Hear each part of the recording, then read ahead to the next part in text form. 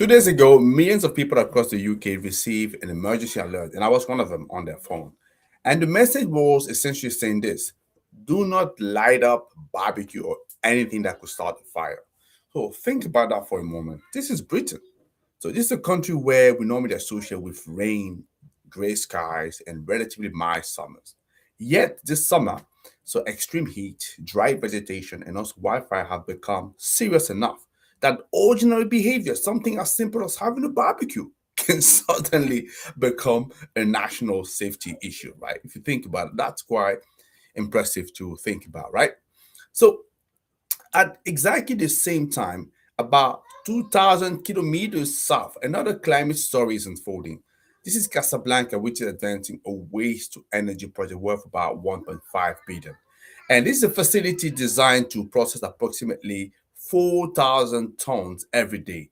So recovering materials, generating energy, and dramatically reducing the city dependence on landfill.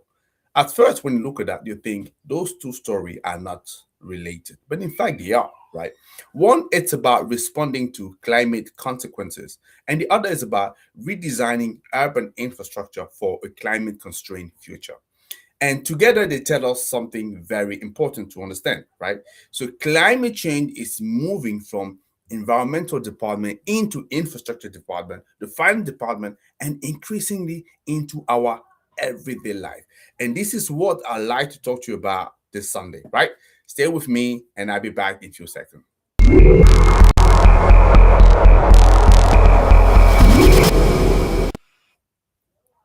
Hello, everybody. How are you doing? My name is Tony. I'm the founder and CEO of RIA. I've entered this industry in 2017 with zero contact. And since then, I have built a network of over 30,000 people across my platform using two things consistently. Number one, a deep knowledge of renewables energy and carbon market. And number two, the power of awareness. Now, we use that network to connect Africa to opportunity. So, in other words, RIA is your eco bridge. Now, Casablanca, it's Morocco economic powerhouse. We all know that. And like almost every rapidly growing African city, so economic activity and urbanization bring something else with them: waste. And Casablanca has historically relied heavily on landfill disposal.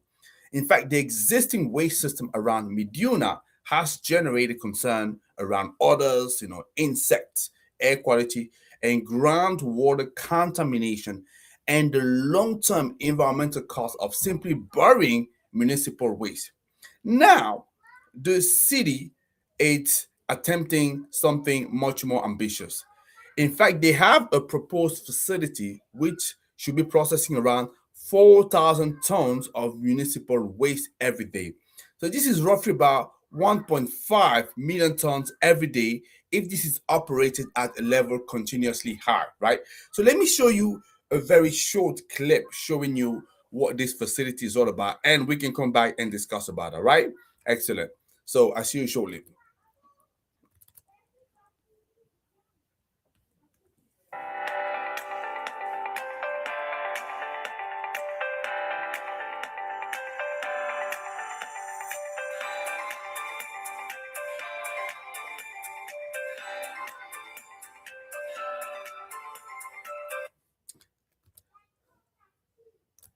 Excellent. So now let's come back to our topic, right? So we've seen this facility and it's very impressive. I'm sure you would agree with me, right? So what we've seen there, and we like to see more of those in the country of Africa. But this is where it gets interesting. So this is not simply an incinerator, right? So the plant system combines sorting, recycling, incineration, biogas recovery, and electricity generation. So the development is planned across 264 hectares, in the Medina area, with the Moroccan Japanese consortium involving Nariva and also Japanese technology and investment partners. And when I've been looking at report, they indicate that the overall contract we're talking about 1.5 billion. So it's a big number, right? And including as well long-term operation and maintenance expenditures.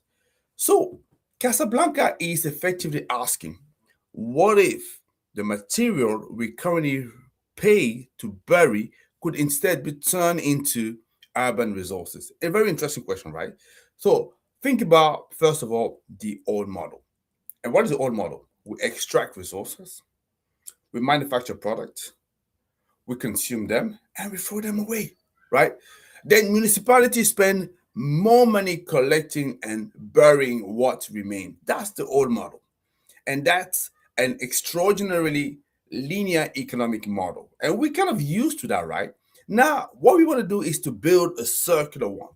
So recover what can be recycled, extract value for what remains, minimize landfill, and generate useful energy in the process. And the energy component, so it's quite significant, especially electricity, because when we look at the estimate, it varies depending on exactly how demand is defined, obviously. But the city reporting suggests that the plan could roughly provide about 30% of Casablanca public lighting electricity needs, right? So why other reporting has cited that a potential meaningful contribution to the wider city electricity demand. And it matters. Why? You're probably going to ask me. Because suddenly what we have is waste management is not just a sanitation expenditure. It becomes as well part of the city infrastructure, energy infrastructure more specifically. Now, before we celebrate, because that's a matter of celebration that we should acknowledge. So, before we say that this is the perfect climate solution, we also need to address the obvious objection because I see some of you already saying in the comments, but waste to energy is controversial. You're right. You're right. Yeah. So burning municipal waste produce emissions. I have to say that. And if the waste stream contains plastic, which originally largely from fossil fuel, incinerating them release fossil carbon. So waste to energy plant also require sophisticated pollution control system, proper handling of ash, rigorous monitoring, and strong environmental regulation. And there is another danger that comes with that. So if you build an expensive facility, so this is what I also want to say. So it's important to know that it needs thousands of tons of waste every day for decades. And you can create an economic incentive to keep feeding waste, right? So that could undermine recycling if the system is badly designed. And the hierarchy really matters. And what is the hierarchy we're talking about here? You should definitely always think about reducing first, then reuse second, and recycle wherever economically and technically possible, right?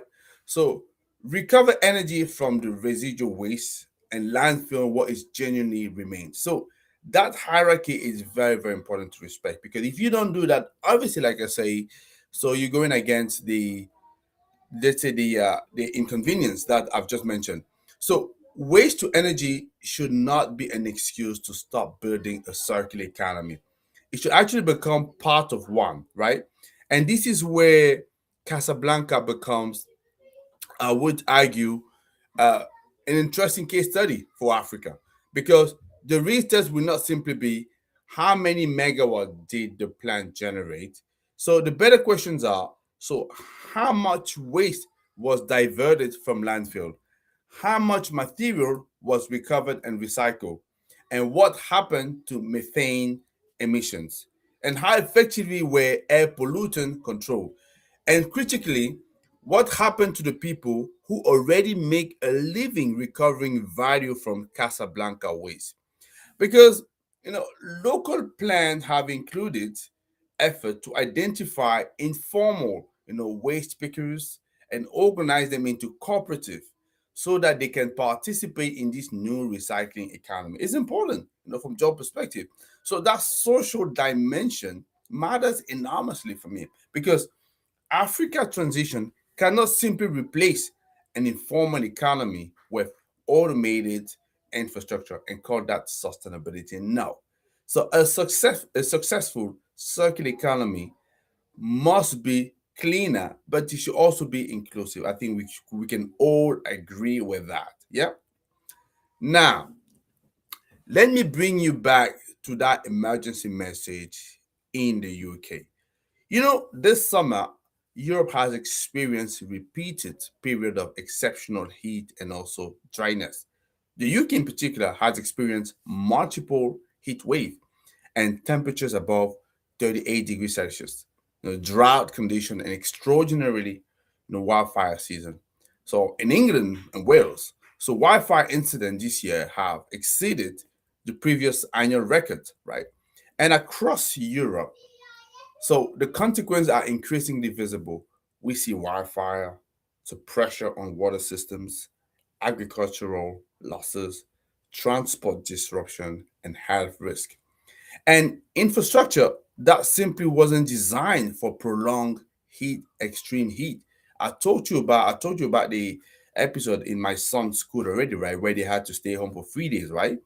So for years, climate change could feel abstract to many of us, even most of us, right? We see a graph here, a conference there, a target for 2050, a debate around 1.5 degrees Celsius versus 2 degrees. That's what we could see, right? But climate change has become much less abstract. When your phone suddenly makes an emergency sound and the government tell you this, don't light a barbecue because the landscape around you is dry enough to burn. And just for you to show you what I'm talking about here, let me show you this message. So this is a message that we received, from the UK government, which was quite, let's say, striking, yeah, right? Because we're not used to that, and this is what we're talking about. And to some extent, it sort of materialized all of the warnings, all of the messages that some of us have been mentioning before. Not that we're happy about what is happening, but to some extent, we believe that it should help for people to pay more attention to this aspect of the industry, understand what was the reason behind all these messaging that we've been doing so far. So seeing this message, so that psychological shift matters because people don't experience climate change as a global average temperature. They experience it through consequences, and consequences matter. When you have your train that cannot operate normally, the hospital that become dangerously hot, or the farmer whose soil has dried out, the insurance premium that all of a sudden increases, and the reservoir that falls, the house threatened by wildfire, just like my brother-in-law had in France, south of France. And eventually, the public budget required to deal with all these things. So climate science is increasingly clear that human caused warming is making heat wave more frequent, more intense. It has not created heat wave. It's important to say that, but it makes them feel much more frequent and more intense. And a major 2025 study examined 213 historical heat wave between 2000 and 2023, and they found that climate change has increased their likelihood and intensity. That's what we're talking about here. And research on European heat wave tells the same broad story. Natural atmospheric patterns still determine when and where particular heat wave develop, but global warming raise the temperature baseline upon which those weather systems operate. In simple terms, what I'm saying here, the weather load the dice, and climate change is increasingly waving them. That's what we're talking about here. And I'm saying that to you because what the Moroccan waste facility have to do with the European heat wave? You can ask me a question. Say, hey, Tony, you told us about Morocco waste to energy facility, great. And now you're telling us about the European heat wave. What is the connection between the two? Everything. So if we look at infrastructure correctly, so the climate change now has two simultaneous jobs. Number one, we have to mitigate climate change by reducing emission. Number two, we have to adapt our society, to the warming that is already happening. And now people can feel it.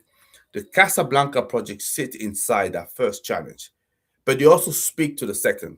So landfill aren't passive pile of rubbish.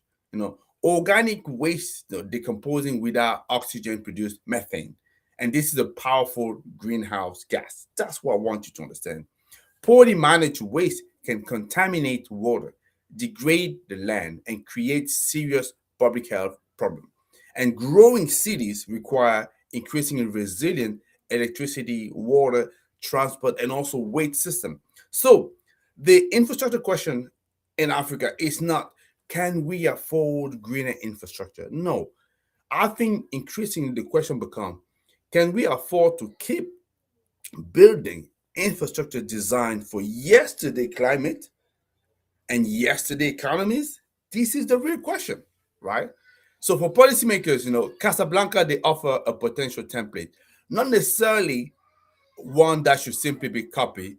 Every city has different waste composition, recycling markets, grid condition, and financing capacity. And for investors, however, the opportunity is broader. Africa rapid urbanization means enormous capital will need to flow into waste management, power, water, cooling, transport, and climate resilient urban infrastructure. And for developer, the challenge it's about integration, right? Don't think waste project. You need to think about waste, recycling, energy, emission, jobs, urban resilience. This is where the next generation of infrastructure become interesting. And this is precisely where platforms such as RIA serve as an eco bridge, connecting African infrastructure opportunities with global technology and capital. That's what we're talking about. And expertise, yeah, and ensuring that solutions remain grounded in African reality. So there is a temptation to look at Casablanca, so 1.5 billion project, and maybe think that it's a very large waste facility. And I think that misses the biggest story. The biggest story is that cities are beginning to recognize that waste, energy, climate, health, economic development are no longer separate conversation. And meanwhile, Europe is discovering something similar from the opposite direction. Is that extreme heat and wildfire are showing that climate change is not simply an environmental issue. It is an infrastructure issue, an investment issue, a public health issue, a food security issue, and increasingly an everyday life issue.